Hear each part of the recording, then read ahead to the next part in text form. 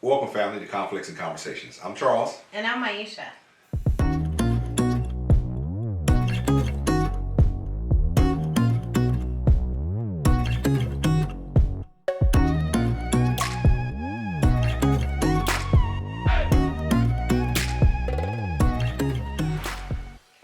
Today we're going to talk about something that we have been discussing for over 2 decades, seeing as how our children are now in their mid to late 20s and still have a minor at home. But it's something that is important, in our opinion, to bring up the differences between a couple in a household who are rearing their children together with differences of opinion. Well, in saying that, for instance, I come from a certain household, a certain upbringing, that I was raised a certain way. In being that, we have two different ideas about, how to raise our children. Now, granted, we are married, okay, but we were married young. And so we didn't go in, or at least I did not go into this marriage thinking, we got to be on the same page as raising our kids. As a matter of fact, we got to do things backwards. We had a kid before we got married.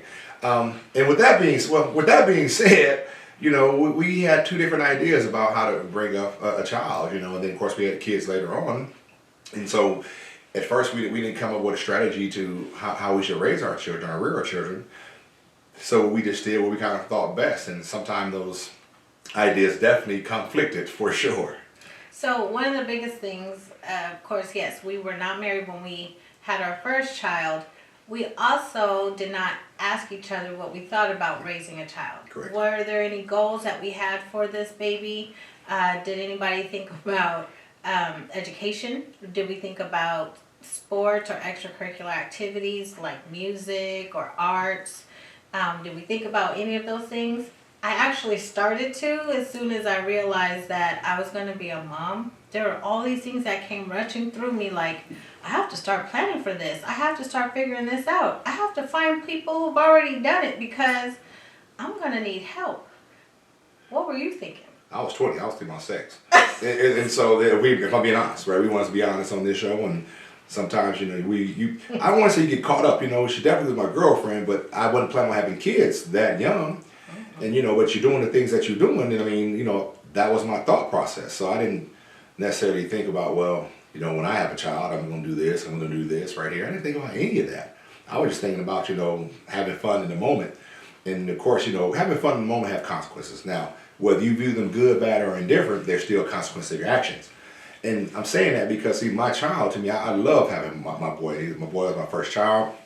It couldn't get no better. But I didn't have things planned out for him. And so, in general, when you don't have things planned out for your children, what you tend to do is kind of raise them to the best of your abilities, or raise them the way that you have been raised. And so, yes, I did a lot of this with my son, just kind of parenting off the cuff, or, parenting, from what I knew, parenting from the way my parents, did things. And because her household was totally different than my own, I definitely, or we definitely had some issues, raising our children. We didn't have the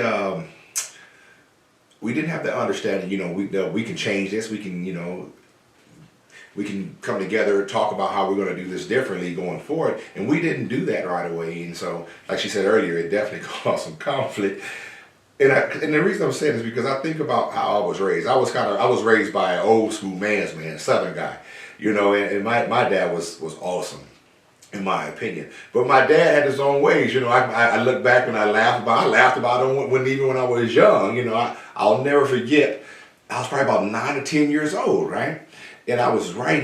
We were filming in Pasadena, where I'm born and raised, and we were right there on on Mountain and Fair Oaks, and we were getting ready to cross over a street called Mountain on his way going towards Rose Bowl. And it was a lady that crossed the street. And my dad looked at me and said, "Boy, I know you want some of that." And I didn't really know what he was talking about, right? But he looked funny and he was laughing and joking with me. But I was like, "What are you talking about, Dad?" Then I realized what he was talking about. I was super embarrassed. But that's like the father I had. He would say things like that. He would say things that, that was inappropriate. For sure. But at that time, he just joking with his son, and I love actually the way my father was with me. But I also realized I was doing the same thing with my son. like saying little quirks and little quips like that to him, and he was taking those things in, like, oh, that's the way I'm supposed to be, And one thing about my son, he loves, I know he loves me, but he definitely loves his grandfather, and so he takes a lot of his ways from us. But then again, we have put those things on the inside of him. So should we be surprised that he has some of these characteristics, or surprised that he has some of the actions that he has? Because we put them there, right? And so if I want my, looking back, I want my boy to be a little more respectable, definitely, towards women, and I want him to think, hey, when he has his own son now, and as he has his own son now, I want him, to raise his children differently. But I'm looking at these things and I'm thinking to myself, man, I put some things inside of him that he should not have had. But at the same time, I'm responsible for doing that. Now, granted, I have gone back and tried to definitely teach him some different things as I've learned better, do better. And so as I have learned better, I've also went back to correct some of the things I've taught my sons and my daughters.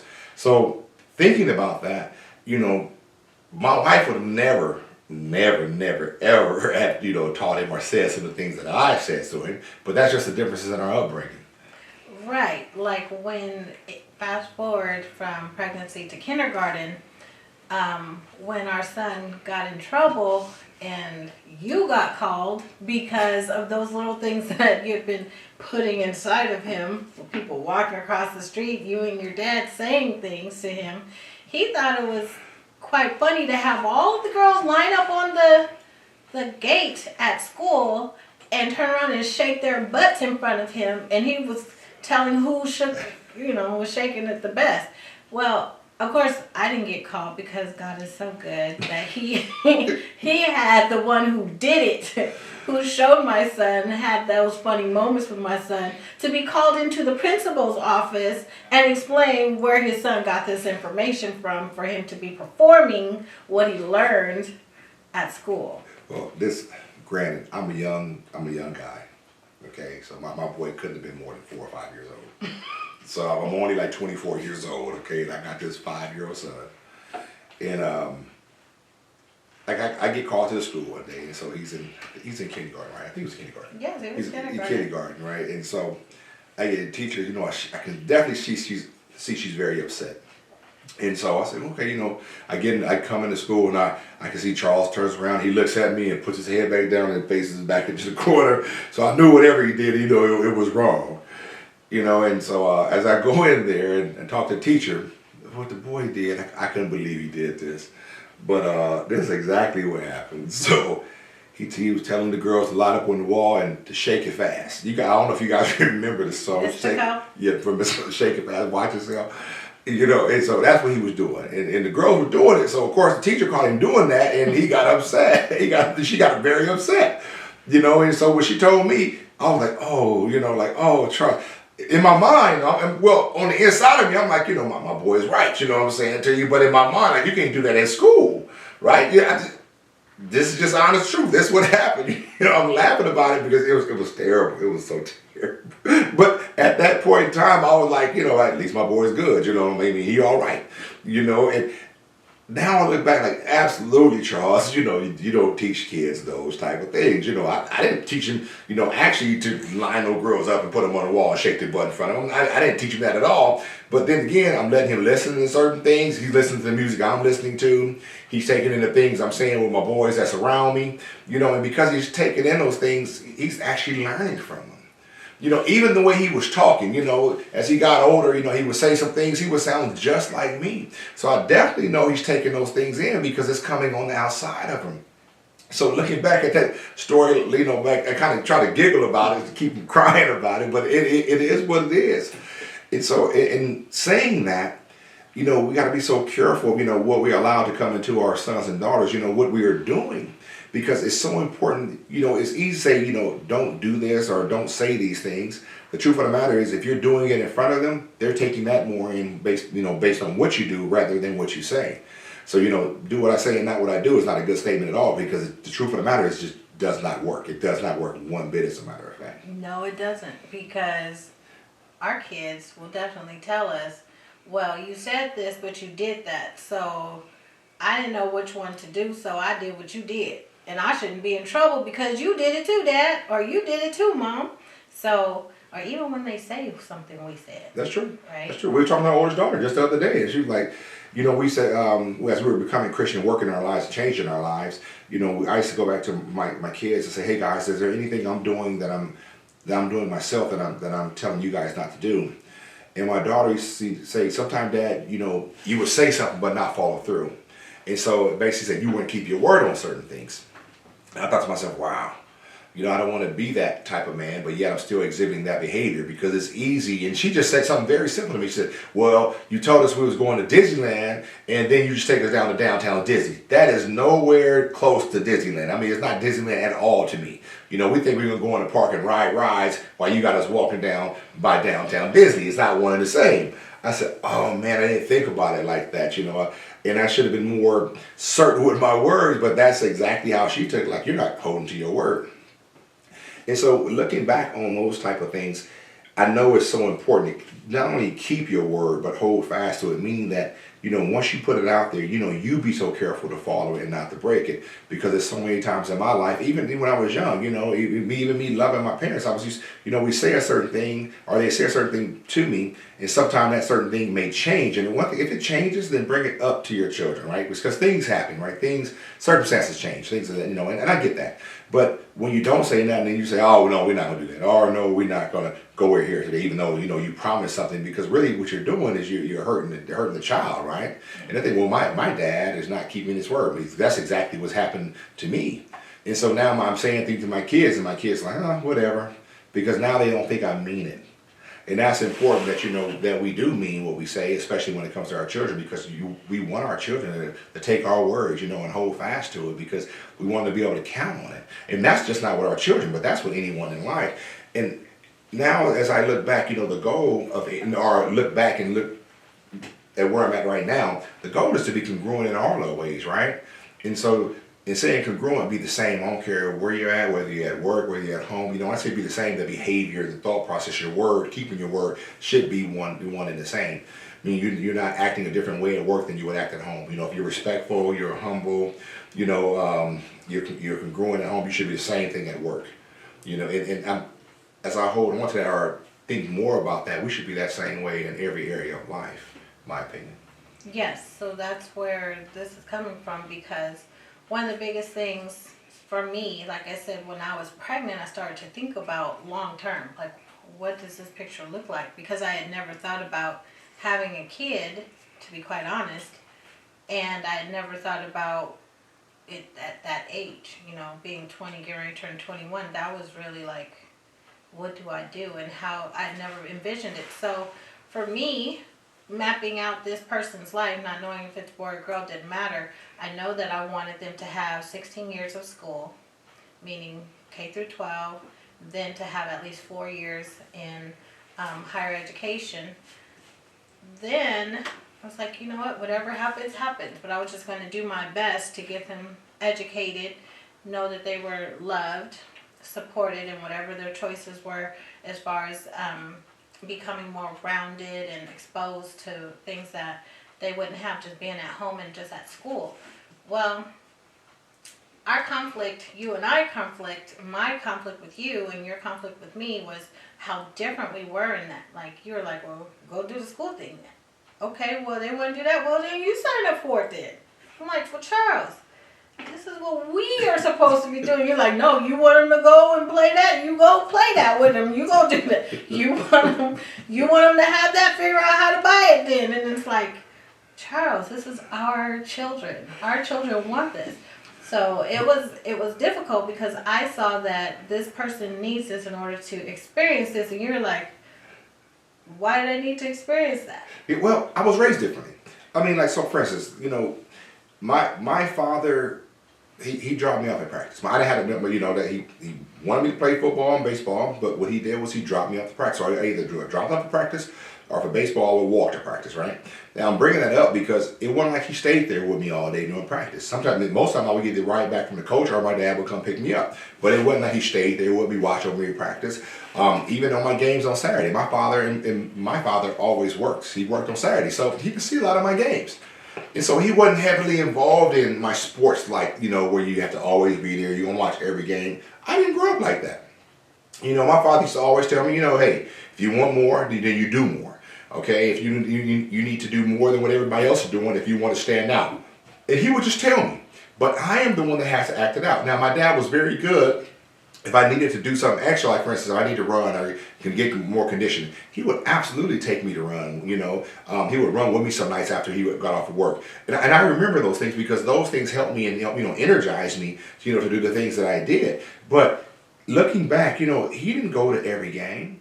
As a matter of fact, only when I was in high school, I believe, for sure my junior and senior year, once he retired, that he got to see all my football games, still didn't come to practice on a regular basis, but just watching my football games. Even the extra work I did, because when I had my car, he said, hey, you're responsible for it now. You know what to do. And because you know what to do, you are the one who had to go do it. And so my work ethic is the very thing they had to pick up, and I absolutely picked it up, right? And so when it comes to for instance, my son, I'm using him for an example. I did with him more like my dad. I would just tell him kind of, this is the things you need to do. Now, whether he did them or not, as a parent, I just really left that up to him because it worked out for me. Because I would do the extra on my own. Now, my son was a little different, right? He needed more of somebody with from a hands-on approach to push.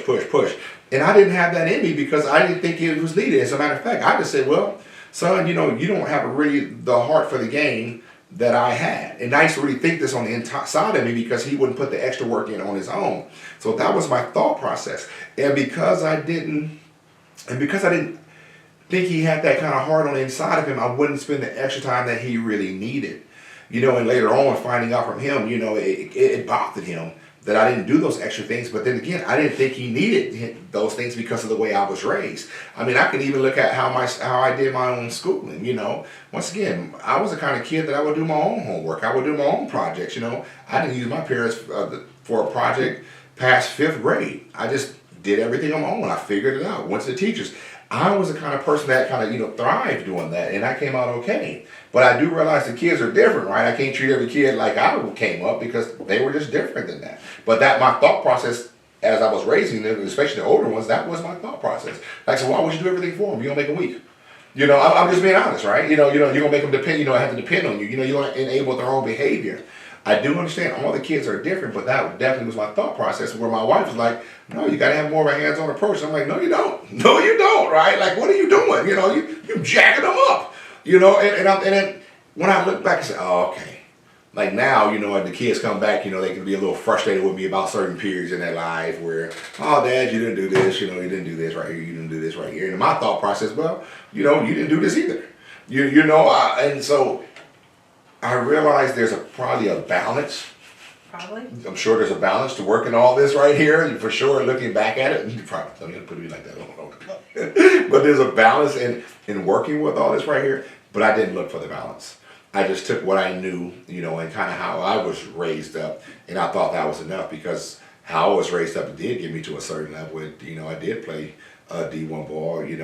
I did, and I excelled even at that level. So I didn't think it took more than just saying because you leave it up to the person that's supposed to do the work. So now we do it much differently. Well, now you are actually a part of our last child's journey, different than you were our first child's journey.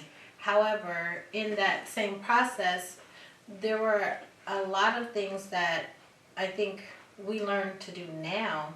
But I would say certain things to you like you treat me like I'm a single mom. Like I did a lot of stuff by myself, and you be at home. Your dad worked on the weekends. That was his reason for not doing. You decided not to go. That was your reason for not. I rest on the weekends. I work hard. I work 68 hours a week. I need that time, right? At least that's my thought process. And looking back, I could have done better. I'm sure I should have done better. Yeah, I'm positive you should have. But the point is that if you see it now, then it's a benefit, it's a lesson. Right. If you never see it, it's a problem. Well, it's a difference now because I'm different now, right? I look at how I raise my older children. We got my godson, my son, and my daughter. They're all adults compared to my youngest daughter, who's 13. And where I'm there with her pretty much on I'm pretty much every game. I try to make every game, especially if I'm not working on the weekends or if I'm in town. I want to be there. I want to be right there with her. I want to see the games. I want to help her through the games, to help her to be her best. But then again, I'm a 47-year-old parent versus a 25, 30-year-old parent. Yeah, Yeah, so it's a huge difference, right? I'm a different man now. I'm not the same. Even when I talk to the kids, I talk to my son all the time. I said, man, I look back and on certain things I didn't do well, Charles. Right? I'll talk to him about that. And I say, but then again, you're talking about, I was a young father compared to the father I am now. My kids always say, well, Mama, she get away with everything. She get away with everything. No, she doesn't. It's just we're parenting differently now. We're not the same parents. I'm not, I'm not the kind of father now that's going to spank your butt for every little thing that goes on, because I know a spank is not the answer for everything. Sometimes, the goal is to really give understanding. If I get the understanding across where that changes behavior in the person, then hey, I believe that, that you don't need to go that far, because once they get the understanding and they're acting out the right way, then we're good. It makes our life a lot easier. Yeah. And that was my point when we talked about what we were going to be speaking on today, is training up a child in the way they should go is literally strategy. It's strategic. It is literally looking at the end and saying, okay, before we even get started, what do I really want from this experience on this journey? Because it is a journey. Like right now, we keep saying things. Oh, I keep saying things like, I just have a few more years with this child as a minor who is dependent on us, and the rest of our life with her as an adult. Right? So we're living the rest of our life with our older two as adults. They'll never be children again as far as being minors and fully dependent on us. They're going to be dependent in certain areas. Hopefully we can still give them support in the way of wisdom and understanding, love. I didn't say anything about finances.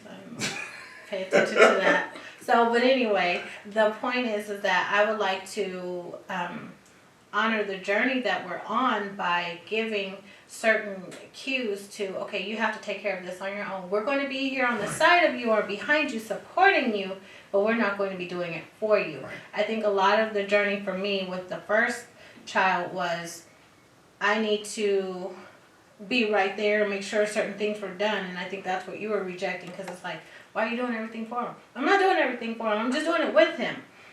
And I learned as he got older that, look, I took away a lot of the manliness that should have been instilled in him, because I took away most of the adversity. Anytime there's a problem, I stepped in. And moms, you probably know exactly what I'm talking about. Like, you got a problem with my kids, you got 2 problems with me. It's not going to go down between you and my child. It's me and you, and then my child is going to still get with it, whatever it was that he came for, right? So that was definitely my position, which now looking back, I know I took away a lot from him in his learning ability to become stronger and more resilient, because I didn't let him suffer the consequences of a lot of things. And honestly, he waited till he became an adult, literally 18, when he started doing all the things that he probably should have done while he was a child. If I hadn't been in the way he probably would have expressed as a child and gotten in trouble, and then by the time he was an adult, he would have done things differently. So learning through the process, I was overbearing, you were all hands off. And I think we just really figured out our way through going through our second child, who let me know specifically that she didn't know what I was doing with her, because I was doing some of the same things I do with my son, but more hands off. She didn't know what to read that. She didn't understand. I personally think there's balance, right? Balance is going to be key in all this. And I say balance, like, to me, it's okay sometimes to let your kids get their butt whooped, right? What do you mean by that? Like, when I say your butt, not like I'm talking about spanking right here. Let them, where they take a loss sometime, when they're going through some kind of trial, some kind of hardship where it's tearing them up, to let them go through that trial and hardship. Don't try to step in, because if you step in, what tends to happen is you tend to take on the trial for them, right? And you're enabling a behavior where they don't know how to fight. Right. They don't know how to stand in the gap for themselves. Mm-hmm. So now my parents will take care of me. So what happens is you got these grown kids now. They're grown in body, but not grown in their understanding. Not grown as in then in the process of going through adversity. And because they don't know how to go through adversity, they tend to crumble and fall very easy as adults. And that's not what we want, right? And so maybe, like I say, me looking back, I still am happy with the way I was raised. I don't think that I didn't think that I needed, that extra really yet from my parents. I don't believe I did, because I did it pretty much, like I said, I did it. I went through high school, went through college, and I didn't have to worry about them like that. I knew they was there, supporting me in their own way and supporting me. But then again, I know also now every child is not the same. Yeah, and every child is not true. Yeah, there you go, right? So every child's not the same, right? Yeah. And because of that, you have to know your child well enough to know what kind of help, what kind of assistance you need to give them. Okay, still let them go through the process sometimes of letting their butt get whooped, because that's going to grow them up. That's going to allow them to go through certain adversities that still make them stronger. But be there just enough to make sure, hey, this is the way you go through this. This is the way you fight something like this right here. Because give them that wisdom, give them that understanding, let you know, hey, I'm still here with you. Okay, I'm not going to let this thing just overcome you, but yet I need you to know how to fight these battles, because when the day I'm not here, you know how to stand on your own. Right, and that's really what it comes out. I thought I was doing. Yeah. I wasn't doing it the way I do it now. So now it's like, I want you to write this email, or now you need to respond. Now you need to say something. Stand up and ask the question. Don't come back to me with the problem. Go to them with the problem. I'll stand right on the side of you, so that they know this is an adult and this is a child, but the child is the one with the question. The adult is here for protection and support. Right. Right? So this child is going to say something, but watch out how you respond, because adult is still here, right? So you can't just snap back at the child.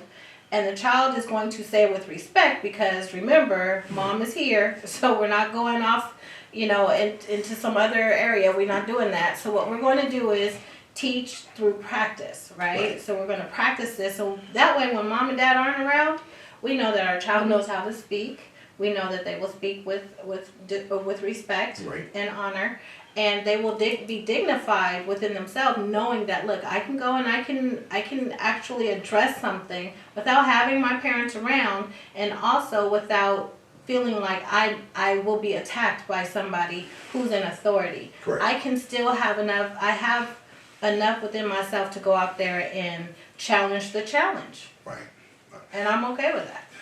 I think for young parents today, I really believe they should start to have, if they don't have a plan for their child's life, especially going through the first, the adolescent stage, going through the teenage stage, they need to look at a plan for their children's lives, kind of, put a strategy together, of what is the next level. Because as parents, that's what we should be doing. Right. Okay, they're going to do what they want to do, of course, when they become grown. But, you have a plan to help them to have, a better day, so to speak, when they do become grown. You plan that first for them. Mm-hmm. Okay, now what they do after the fact is on them.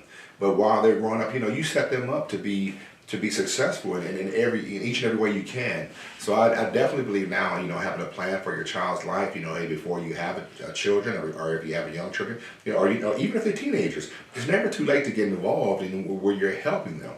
Because the goal of them, you definitely, as a loving parent, you want your children to be successful, and you want them to be healthy at home.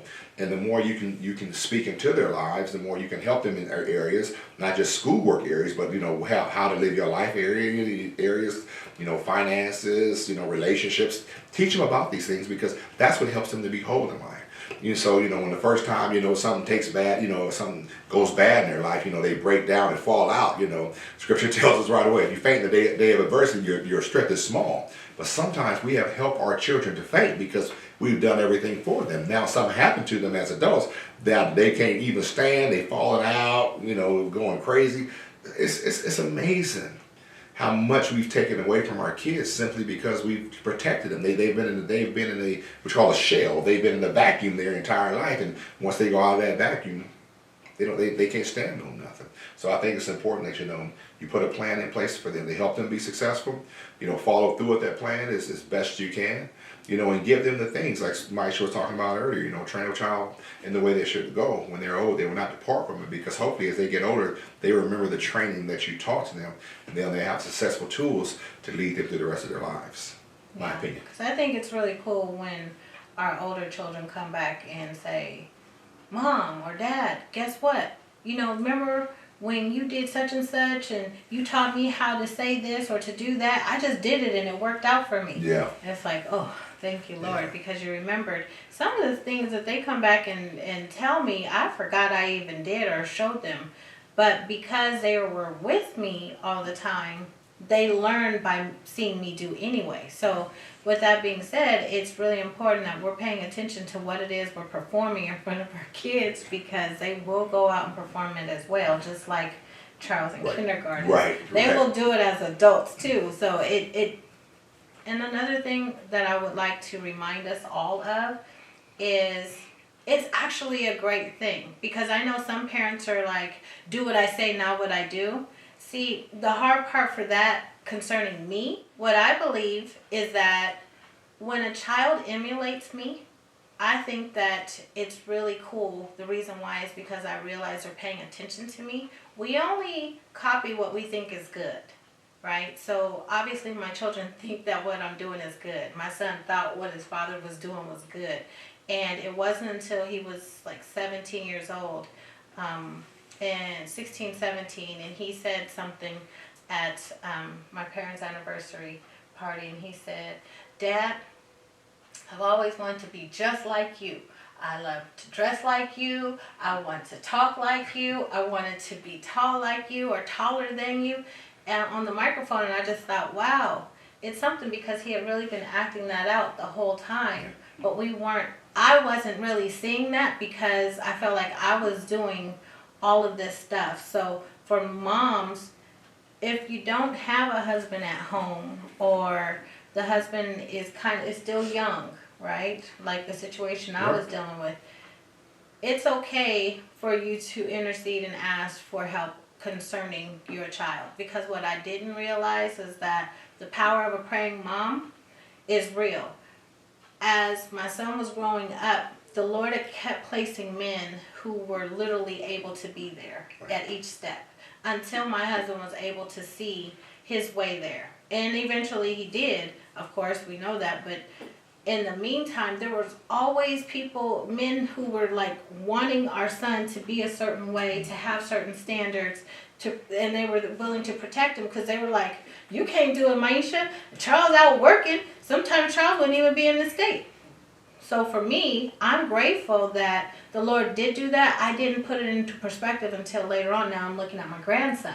And I'm realizing how much God has always had his hands on my family. And he has his hands on each one of us as his children. So make sure that you make that a part of your plan and process, to definitely pray and ask God to open up your eyes and ears, because there's people around you who might be speaking to you right now saying, hey, let me help you with this portion. Let me help him with this portion, or her with this portion, your child.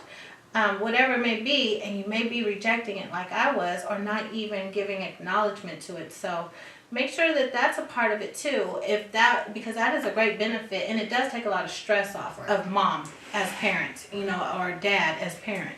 And parents, the last thing I want to be,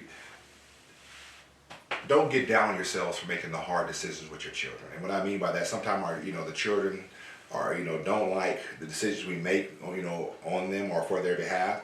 Sometimes you got to make a decision just as a parent, to do what's best for your child. As my son has gotten older and he has his own child now, he comes back to me so many times as, Dad, I now know why you made that decision concerning me. I now know why you did this. I now know why you did that. Now, it's important to note that he probably wasn't going to ever get that until he had his own children. So think about that. So just because your decision, the kid may not like, make the best decision you have to make while the child is in your hands, because that's your job as a parent. So what they don't understand now, it's a good chance they'll understand later. So I just want to leave that with you. Yes, and be grateful for that gift. I did not understand how much of a gift a child is until a friend of ours lost theirs, and I realized, whoa, these little people are huge gifts to this planet, and the biggest gift to our household, our families. So I am grateful for the opportunity to be able to speak into someone's life. Hopefully you understand what kind of gift you have when you turn back around and look at that kid being ornery or doing something extra special like our kids always did. Just now, hopefully you'll be able to receive it as a funny, great experience that God has chosen you to have, and it's because you are loved and appreciated. Well, family, thank you so much for watching today's episode of Conflicts and Conversations. If you like the show, please like and subscribe and share it with others. I'm Charles. I'm Myhisha. Have a blessed day, family. Bye now. Bye.